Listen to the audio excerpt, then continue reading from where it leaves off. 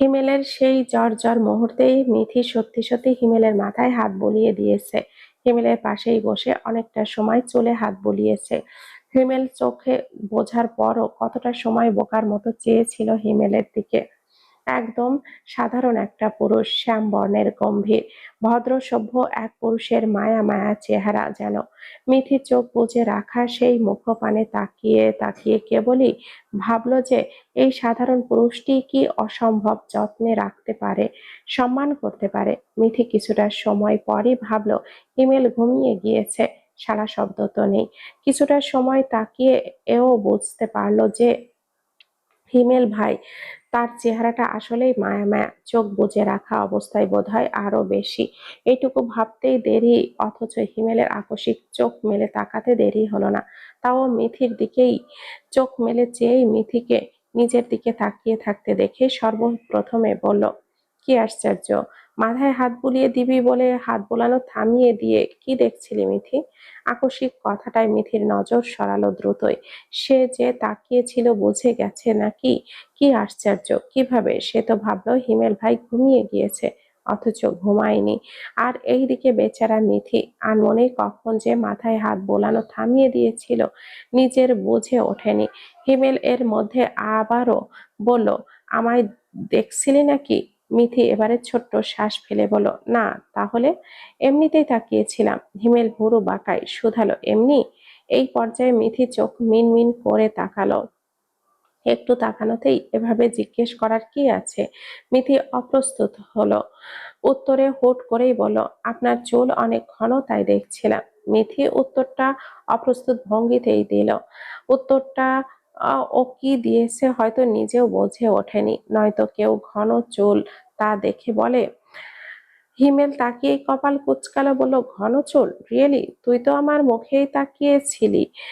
চোখাচোখি হলো স্পষ্টই। মিথি ছোট্ট শ্বাস ফেললো, বলল, ওই আপনার চুলে হাত বুলিয়ে দিতে দিতে চোখ গিয়েছে মুখের দিকে। হতেই তো পারে এমনটা। হ্যাঁ, হতেই পারে। মিথি নিজের দিকটা আরো পরিষ্কার রাখতে বলল, সত্যি ভুলেই আপনার মুখের দিকে চোখ গিয়েছে।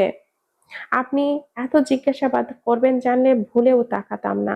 হিমেল ভুরু কুঁচকায়, তাকিয়ে বলল, আমি কি তোকে বলেছি যে ইচ্ছাকৃতভাবে তোর চোখ আমার মুখের দিকে এসেছে? না।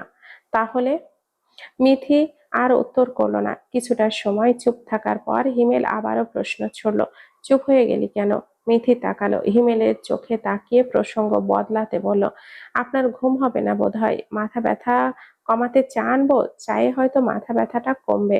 হিমেল উত্তর করলো না, তবে চোখ বুঝলো এবারে। মিথি যখন উঠতে নিবে ঠিক তখনই গম্ভীর গলায় বলল, চা করতে হবে না। সমস্যা না হলে এভাবে থাক না আর একটু, মাথা ব্যথা কমে আসছে। আচ্ছা ঘুমান তাহলে। হিমেল চোখ বুজে মৃদু হাসলো, বলল, মাথা ব্যথা কমলেও ঘুম আসবে না আমার আর বোধহয়। কেন? বহুদিনের না পাওয়া কিছু পাওয়ার আনন্দে। হুম। এবারে হিমেল আর কিছুই বলো না, নিশ্চুপ হয়ে চোখ বুজেছিল আর তার প্রিয় মিথি ফুলের ছোঁয়া অনুভব করছিল। সে কখনো কি ভেবেছিল মিথি ফুল তার মাথায় হাত বুলিয়ে দিবে? এতটা কাছে সে বসে সেবা যত্ন করবে? কি আশ্চর্য! হিমেল সত্যি সংসার করেছে আর মিথি ফুলের সাথে। বিশ্বাসই হয় না যেন। আরো অনেকটা সময় কাটালো এভাবেই।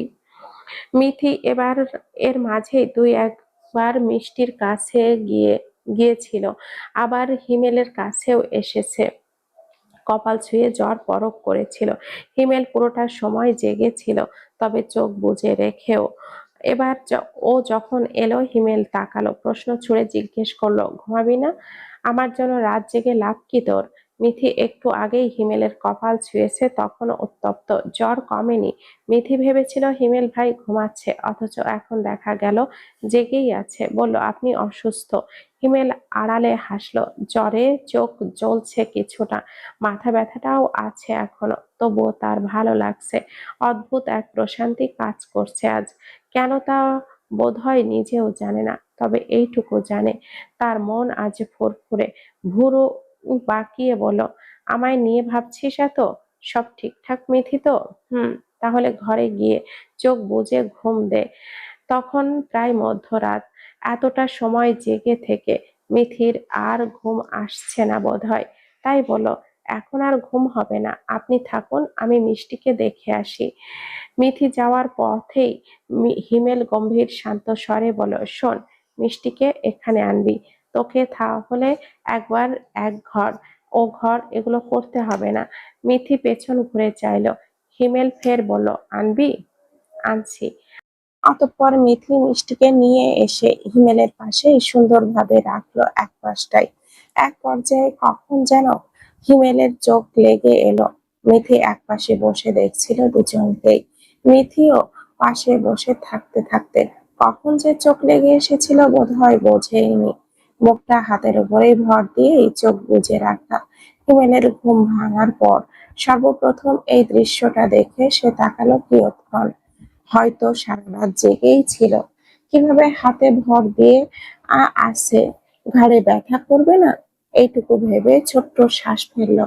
পর মুহূর্তেই ভাবলো, এমন জ্বর তার রোজ হওয়া দরকার। রোজ রোজ জ্বর হলে রোজ রোজ মিথিও তার জন্য চিন্তা করবে। এইটুকু ভেবেই ঠোঁট এলিয়ে হেসে বিড়বিড় করলো, এমন জানলে আমি রোজ রোজ জ্বর নিয়েই বা বসে থাকতাম মিঠিপুর। রোজ রোজ তোর মায়া মহাব্বত উপভোগ করতাম, ভালো না? শুধুমাত্র তোর জন্য হলেও আজ থেকে আমার পছন্দের অসুখ নাম হলো জ্বর। এইটুকু বলতে বলতেই মনে হলো মিথি এক্ষুনি চোখ মেলে তাকাবে। হিমেল সঙ্গে সঙ্গেই চোখ বুঝলো। মিথি ততক্ষণে চোখ মেলেছে। এভাবেই হাতে ভর দিয়ে থাকার কারণে হাত এবং ঘাড় উভয়ই ধরে আছে যেন। কিয়ৎক্ষণ সময় নিয়ে সোজা হয়ে দাঁড়িয়ে মিষ্টিকে দেখলো, তখনও ঘুমোচ্ছে। মিষ্টির পাশে বালিশ দিয়ে খাটের অন্য পাশে এসে হিমেলের কপালে হাত রাখলো। জ্বর নেই এখন। ছোট্ট শ্বাস ফেলে সারা রাত হাত সরাতে নিতেই হিমেল চোখ মেলল, বলে উঠলো, একটা পুরুষ মানুষের কপালে হাত রাখছিস, একটু পর পর তার ঘরে আসছিস, তাকে দেখছিস, কি আশ্চর্য! তোর কি অবনতি ঘটেছে দেখতে পেয়েছিস মিথি? মিথি বোঝে না। হিমেল ভাই প্রতিবার জেগে যায় কিভাবে, কি আশ্চর্য! উত্তর করলো না। অথচ আমি স্পষ্টই দেখতে পাচ্ছি মিথি যে পরের সময়টা এই ঘরে ছিল তা আর বলল না। বলল, আপনি অসুস্থ, তাই আমি মিষ্টিকে দেখতে এসেছি। শিওর? হ্যাঁ।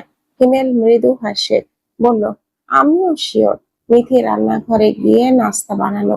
সারা রাত জেগে থাকার দরুন মাথাটা চিন চিন করছে, চোখ জোড়াও ব্যথা করছিল বোধহয়। ভাবলো গোসল করলে ভালো লাগবে, তাই মিষ্টিকে একবার দেখে গোসল করতে গেল। গোসল সেরে ফিরে এসে দেখা গেল মিষ্টি ঘুম থেকে উঠে গেছে। হিমেলের সাথেই বিছানায় বসে এই সেই আওড়াচ্ছে। হিমেল হাসছিল। নিজের গালে ব্রাশটা এক কোণে ফেলে রেখে ছোট্ট মতো ও ব্রাশটা দিয়ে মিষ্টির দাঁত ব্রাশ করাচ্ছিল। মুখে ব্রাশ নিয়েই মিষ্টিকে বোধহয় কিছু বলছিল, তবে বোঝা গেল না। হিমেল উপায় না পেয়েই পর মুহূর্তে নিজের ব্রাশটা মুখ থেকে নিয়ে মুখ ভর্তি ফেনা ফেলে এলো। এসেই দাঁত দেখিয়ে বলল, ই করো আম্মু। মিষ্টি বুঝলো এবারে, ফ্যাল করে চেয়ে মুখ খুললো। হিমেল হাসে ছোট্ট পুতুলটাকে দেখে। আস্তে আস্তে দাঁত ব্রাশ করিয়ে তারপর কোলে নিয়ে বেসিনের দিকে পা বাড়াতেই মিথি সরে গেল দরজার দিক থেকে। হিমেল ততক্ষণে বেসিনের সামনে দাঁড়ালো। এসেই আয়নায় দেখলো দুজনের ঠোঁটের কোণে সাদা ফেনা। অতঃপর দুজনেই মুখ ধুয়ে পা এগোলো। যেতে যেতে মিষ্টির চুলগুলো হাতের আঙ্গুল দিয়ে এক পাশে সরিয়ে দিতে দিতে বলছিল, তোমার চুল ঘন নাকি হিমেল ভাই? বলতো। মিষ্টি ফ্যাল করে চেয়ে হিম হিম করতে করতে হিমেলের চুল আঁকড়ে ধরলো। হিমেল হাসে, মিষ্টিকে ফিসফিস করে বলে, আপনি জানেন আপনার আম্মা যান একটা পাগল, মাথায় সম্ভবত কোনো সমস্যা আছে, তাই না? মিষ্টি বুঝলো না বোধহয় কথাটা, তবে তাকিয়ে থাকলো। পর মুহূর্তে মাথা দুলালো। হিমেল হাসে। অন্যদিকে মিথি তাদের থেকে কিছুটা দূরত্বে ছিল। স্পষ্টই শুনলো তারা পাগল বলেছে, অথচ উত্তর করলো না। পেছন থেকে বলল, হিমেল ভাই, ওকে নিয়ে একসাথে আসুন নাস্তা করতে।